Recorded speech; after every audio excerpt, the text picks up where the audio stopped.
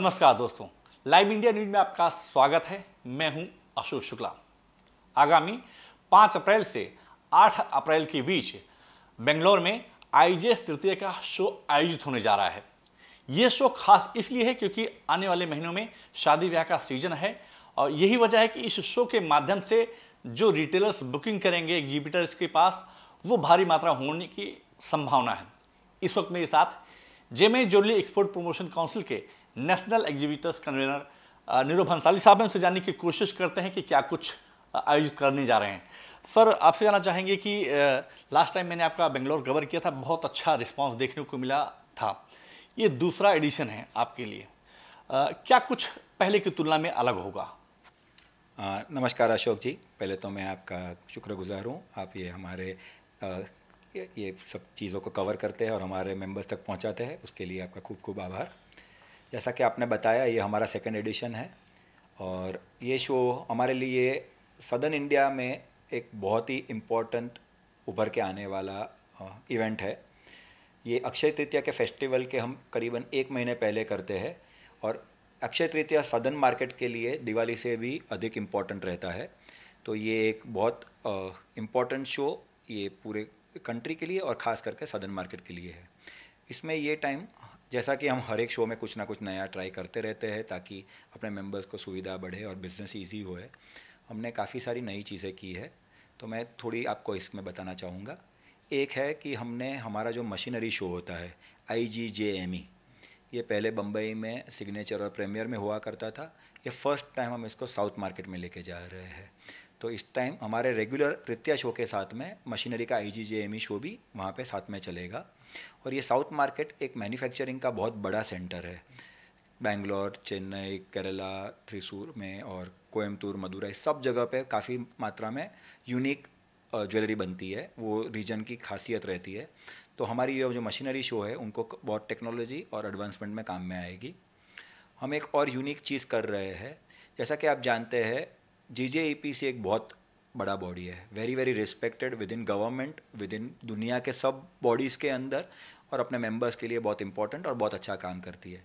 और हमारे इतने सारे प्रोग्राम्स चलते हैं GJEPC के, लेकिन ज़्यादातर लोग जब भी ज़रूरत आती है तो उनको मालूम नहीं रहता है या कैसे उनका बेनिफिट ले।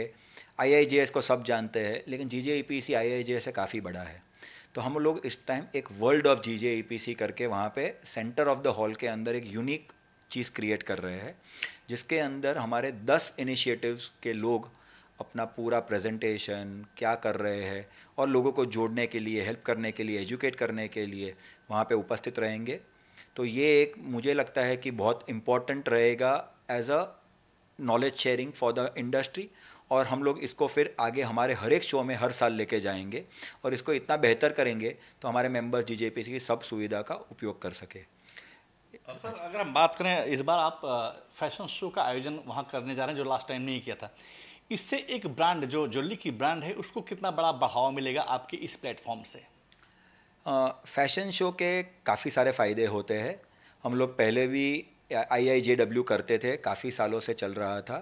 तो इसमें मुख्यतः पहले तो ये जब भी पब्लिक देखती है तो जैसे कपड़े में होता है वैसे ही ज्वेलरी के अंदर एक ज्वेलरी खरीदने का चाह बढ़ता है, उनको एक उत्साह आता है कि ये भी लूँ फेस्टिवल्स के लिए।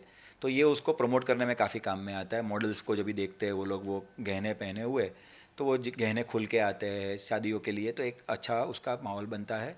दूसरा, उसके साथ में जो एग्जिबिटर्स वहाँ पे प्रेजेंट करेंगे तो काफ़ी सारे रिटेलर्स आएंगे वो फैशन शो देखने के लिए। तो वहाँ पे उनका एक कनेक्ट बनता है। जब भी मैं रिटेलर की कोई ज्वेलरी देखता हूँ और मुझे वो अच्छी लगती है तो फिर दूसरे दिन को शो में जाके उसको मिलके, तो ये सब हमारे शो के एग्जिबिटर्स ही है जो वहाँ पे पार्टिसिपेट करेंगे। तो इसका काफ़ी प्रभाव रहता है और शाम को एक नेटवर्किंग इवनिंग भी बन जाता है। तो फैशन शो के पहले सब रिटेलर्स, इंडिया के टॉप रिटेलर्स को हमने इनवाइट किया हुआ है और काफ़ी सारे अदर बॉडीज़, मैन्युफैक्चरर्स, एसोसिएशन, सब लोगों को इनवाइट किया है। तो वो कॉकटेल के ऊपर एक दूसरे से मिलके जितना मिलते हैं, जितना नेटवर्किंग करते हैं, धंधा उतना ही बढ़ता है।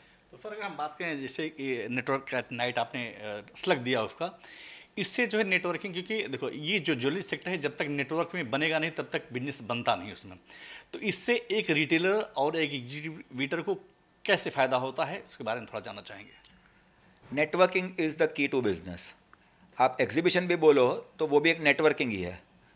आज बिजनेस जितना होता है वो हम लोग जो शो में जाते हैं तो वो शो के अंदर हमको उतना बिजनेस मिले या ना ही मिले, लेकिन वहाँ पे जो कांटेक्ट बनते हैं उससे हमारा लाइफ टाइम के लिए उनके साथ एक रिलेशनशिप बन जाता है।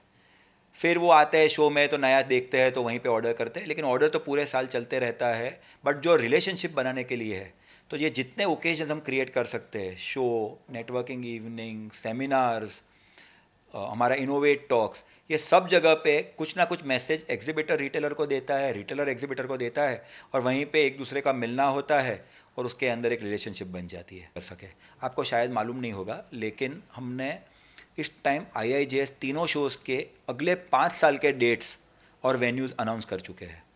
नॉर्मली हम लोग शो के पहले एक शो का, जैसे अभी IIJS अगस्त का भी अभी तक डेट अनाउंस नहीं किया था, लेकिन हमने ये अगस्त को नहीं, हमने अगले 5 साल के तृतीया, प्रीमियर और सिग्नेचर के डेट्स को अनाउंस कर चुके हैं।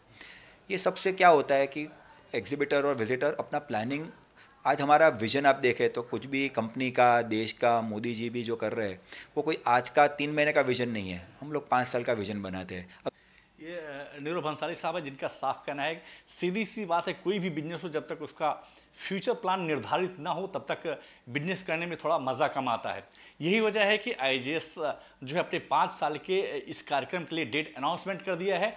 आमतौर पर होता यूँ है कि देश में बहुत सारे एग्जीबिटर्स हैं जो बीच में अपना अनाउंसमेंट कर देते हैं। यही वजह इन सब बातों को ध्यान में रखते हुए IIJS ने अपने 5 साल के फ्यूचर प्लान को, यानी एग्जीबिटर्स जो एग्जीबिशन उसका डेट अनाउंसमेंट कर दिया है। और दूसरी सबसे बड़ी बात अक्षय तृतीया की ये है कि इसमें एक प्लेटफॉर्म पर आपको बहुत सारी चीज़ का फ़ायदा मिलने जा रहा है, जिसमें नेटवर्किंग हो, मशीनरी सिस्टम हो।